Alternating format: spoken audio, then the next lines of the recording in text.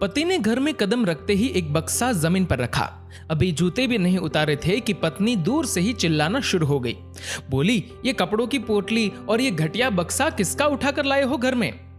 पति थोड़ी सी हिम्मत जुटाकर बोला, वो मैं माँ को लाने गांव चला गया था, इसीलिए देर हो गई और माँ अब हमारे साथ। पत्नी पति की बात को पूरा होने से पहले ही उसकी बात काट कर आग बबूला हो गई और जोर से चिल्लाई, क्या कहा? माँ को यहाँ ले आई हो? हिम्मत कैसे हो गई तुम्हारी इतनी? तुम्हारे भाइयों के साथ रह रही थी ना, अचानक क्या तकलीफ आ गई कि इधर आ टपकी? माँ दरवाजे के भीतर आंखों में आंसुओं के साथ ये सब सुनकर रो पड़ी। पत्नी इतनी क्रोध में थी कि माँ की तरफ देखा भी नहीं। तभी पति बोला, अरे तुम समझती क्यों नहीं? अब इन्हें मेरे भाइयों के पास नहीं छोड़ा जा सकता। पत्नी फिर से चिल्लाई, यहाँ पैसे पेड़ पर नहीं उगते जो तुम माँ को इधर ले आए हो। तुम जितने पैसे दे रहे हो उतने में मेरा खर्चा भी नहीं निकलता, तो माँ की देखभाल कैसे करेंगे? पति और पत्नी के बीच बहुत ज्यादा बहस होने लग गई। तभी पति ने कठोरता से कह दिया, अब माँ हमारे साथ ही रहेगी, चाहे तुम्हें जो कहना है कह लो। पत्नी ने जवाब में कहा, तुम्हारे कहने से नहीं चलेगा, रखना तो मुझे है इन्हें। मैं कहती हूँ अभी के अभी इन्हें वापस गांव छोड़ाओ। अगर ये इस घर में आई तो मैं इधर एक मिनट भी नहीं रहूंगी, या तो ये इस घर में रहेंगी या फिर मैं। बस अब फैसला तुम करो कि इस घर में किसे रखना है और किसे नहीं। और तुम क्या समझते हो, इस महंगाई वाले जमाने में हम इनको रख पाएंगे? और ये महारानी जी ऐसे ही मुंह उठाकर चली आई है। पत्नी के माँ के लिए शब्द बिगड़ते जा रहे थे। गुस्से में बोली, क्यों महारानी जी, आपको इधर आते हुए एक बार भी शर्म नहीं आई? ये कहते हुए पत्नी ने माँ की तरफ देखा तो उसके पैरों तले जमीन खिसक गई। आंखें फटी की फटी रह गई, कुछ बोलने लायक नहीं रही।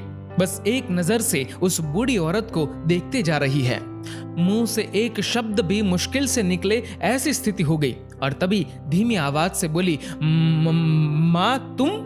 उसका पति जिसे घर ले आया था वह उसकी नहीं बल्कि पत्नी की माँ थी।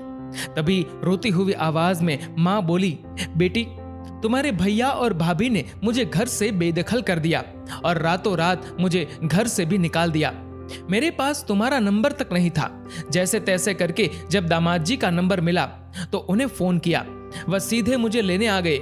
माँ बोली, दामाद जी शायद मैं गलत घर में आ गई हूँ, क्योंकि जिस बेटी को मैंने फूल की तरह पाल कर आपको सौंप दिया था वह तो मुझे मिली ही नहीं। शायद मेरे ही संस्कारों में कोई कमी रही होगी। मुझे माफ करना दामाद जी, मैं अब यहाँ नहीं रुक सकती।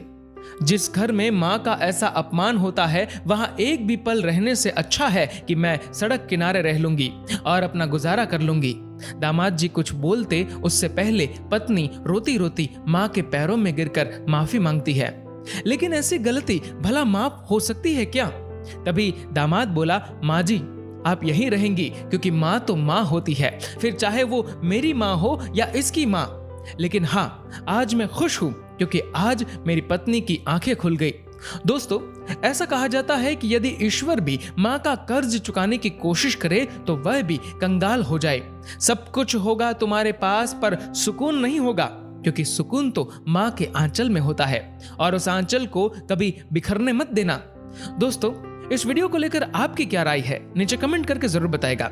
और अगर वीडियो अच्छा लगे तो इस वीडियो को लाइक करेगा और ज्यादा से ज्यादा लोगों तक शेयर करेगा।